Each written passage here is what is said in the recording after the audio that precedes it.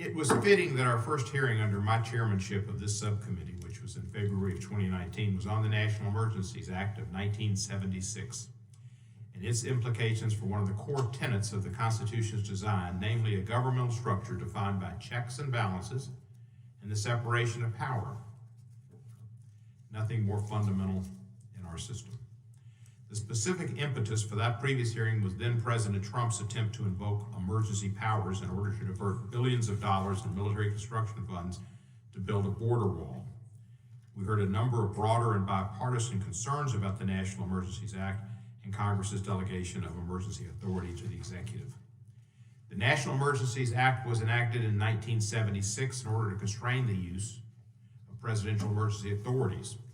It does not give the president any particular powers, but it sets forth the process that he has to follow if he declares an emergency, and the process that we in Congress have to follow if we want the emergency to end. The Act sets out a procedural framework only and does not define what an emergency is. Congress passed the National Emergencies Act during a period of post-Watergate reforms after it became increasingly concerned that presidential emergency powers were becoming unwieldy and overextended. Before 1976, no statutory procedures existed for the presidential declaration of national emergency, and Congress had no defined supervisory role, checks and balances portion. It was a response to the abuses of the Nixon era that the Senate created the 1973 Special Committee on the Termination of the National Emergency, renamed the Special Committee on National Emergencies and Delegated Emergency Powers in 1974, which was co-chaired by the Honorable Senators Frank Church and Charles Mathias. The Special Committee issued its final report in 1976, emphasizing that emergency laws and procedures in the United States have been neglected for too long, and that Congress must pass the National Emergencies Act to end a potentially dangerous situation. It was against this backdrop that Congress passed that act in 1976. That was 48 years ago. Since that time, the National Emergencies Act shortcomings have come into view. For instance, one of the concerns we heard at our 2019 hearing about the limitations of the act included the fact that there's little in the act that would prevent presidents from renewing emergencies in perpetuity. The only mechanism that Congress has for ending an emergency without the support of the president is through a joint resolution of Congress, which requires the president's signature and is subject to a veto. The act also does not require that any statutory powers invoked by a president relate to the nature of the emergency. In other words, the president can exercise numerous powers upon issuing an emergency declaration, even if those powers have nothing to do with the declared emergency. Exacerbating these concerns is the fact that, as many scholars and commentators point out, Congress has almost lost track of how many underlying laws exist that grant the president emergency authorities, or whether these grants of emergency authority remain warranted.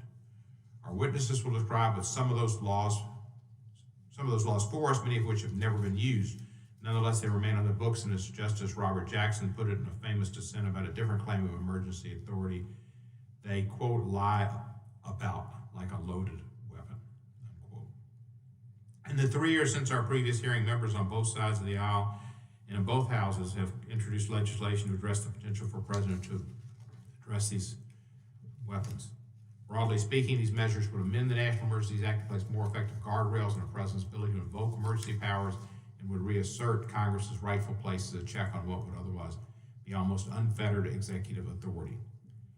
For example, Title V, Subtitle C of the Protecting Our Democracies Act would amend the National Emergencies Act to, among other things, empower Congress to proactively approve a presidentially declared national emergency and require any national emergency declaration to expire after 20 legislative days absent congressional assent. It would also require that any emergency powers invoked by the president pursuant to a national emergency relate to the nature of and may be used only to address that emergency. Other proposals of note include the Article I Act, legislation introduced by Senators Mike Lee and Representative Chip Roy, a member of our subcommittee, that would also amend the National Emergencies Act to place similar congressional guardrails on the president's exercise of emergency authority. While the House Judiciary Committee no longer has legislative jurisdiction over the National Emergencies Act, makes no sense to me whatsoever, but several things around here don't. It was this committee that helped in drafting the act. I believe the Judiciary Committee has a continuing obligation to ensure that the act's purpose in seeking to restore proper congressional check on the executive branch is being met.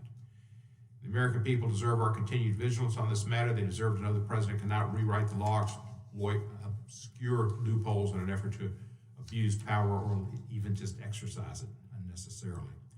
I look forward to the hearing from our witnesses today and bring the range of perspectives about the issues. I hope we can have a productive and fruitful discussion about whether we as Congress can do more to constrain these type of authorities so they're used only in true emergencies and not as an end run around the Constitution. I thank Mr. McCleary for reinvigorating me on this subject and a group that he's chairing, and Ms. Gautier for returning to the country and continuing your pursuit of the truth.